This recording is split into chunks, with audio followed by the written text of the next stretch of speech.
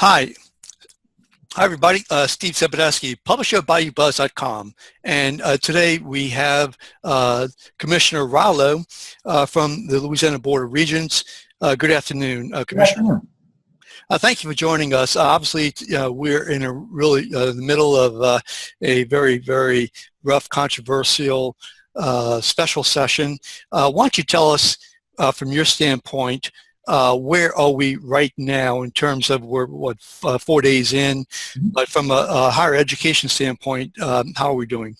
Right. Well, really, there are two issues at stake. One of which is the budget between now and the end of the fiscal year in June, and then the budget projections for next year. So let me address each of those separately. From now until the end of June, higher education will have a minimum $70 million budget cut, and it could go all the way up to $232 million. So even in the best case scenario where all the governor's budget requests, revenue requests are passed, we still have to take a $70 million hit in the last 3 months of the session. So there will be adverse impacts on campuses that will vary depending upon the nature of the institution, including not being able to make payroll. The closer you get to the 242, or the worst case scenario, then the ripple effects intensify. Now next year we've been told to expect a 27% budget reduction overall, as well as funding of TOPS 80% less than we have now. So both those events taken together paint a pretty dire picture for higher education. Okay, as far as that 27%, we're talking about starting July 1st to June 30th next year. So what does that 27% actually represent in terms of dollars? Surely. Well, 6 years ago, the budget that the Board of Regents allocated was $1.5 billion. Over the past 5 years, that has been cut. So this year, we had, before the projected cut, we had $750 million. So if you're looking at 27% of $750 million, it's about another $180, $190 million less.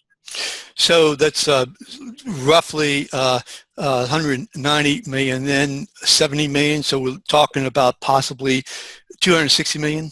Well, we don't know how the 70 is going to be calculated, whether they're going to start next year's budget with what we started with this year, 750, or it'll be 750 less than 70. That we don't know at this point in time. But in any event, it's going to still be about 180, $90 million less next year, as well as 80% reduction in TOPS funding.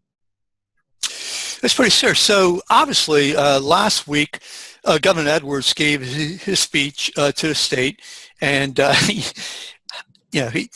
he scared a lot of people. There's a lot of has been said on social media and elsewhere, basically saying that they're saying that he threatened to shut down LSU, the football, right, and the LSU Tigers, even though he didn't mention the LSU by name or Tigers by name in terms of football.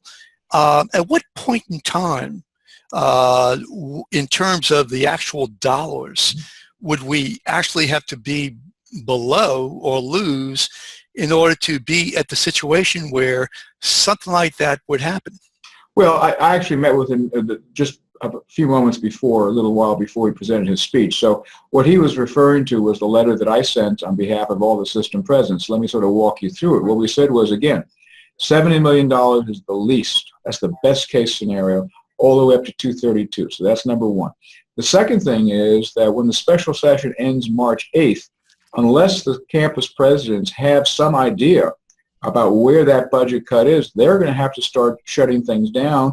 Again, it may be classes, it may be summer school, etc. So what he was referring to is, in the worst case, or even close to the worst case, students would have classes canceled and they would receive incompletes. There would be no summer school. So therefore, athletes who normally go to summer school because of the heavy workload during the year would not be able to do that. They'd have incompletes. And under NCAA Division I rules, you have to have a grade if you want to be eligible for fall sports. That's what he was referring to. Sure. So he got that information, from the Board of Regents. Am I correct? He got that information from you, and then is that what happened, or? Right. Well, we meet on a regular basis with the 4 system presidents and the 4 board chairs of the management boards, as well as our board chair. And so as a result of the conversation, I think it was probably Wednesday before the Thursday, that was the letter I wrote on behalf of everyone to the governor, responding to what we have been asked to respond to. Sure. And I received that letter on Friday. I think a lot of people received it on Friday. And so that's a real dire situation. And is there, but there's no actual dollar figure in terms of where we would have to be in order for us to begin that process, where some of the students would not be able to, say, get a letter grade and therefore participate in sports. I mean, we're talking about, say, 100 million, 150 million. Is there any way of calculating that? I know you said that's worst case scenario.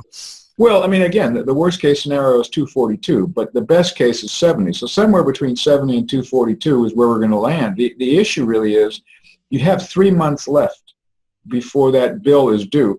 And so if we do not have clarity by the end of the special session, March 8th, then the presidents and the chancellors have to assume, if not a worst case, close to a worst case scenario, because the only place you have money at this late date in the semester is in salaries. I mean, 80 to 85% of costs on a university campus, particularly this late in the year, are salaries. The other thing is that the state normally allocates $42 million a year. It's sort of like your paycheck, $42 million. Well, they're not going to pay that one out in May. So it's as if you had your own personal bank account and you expect to get your paycheck at the end of the month and you don't get it. You still have to pay things, and there's simply not enough money, cash flow, at that point in time to make payroll on many of the campuses.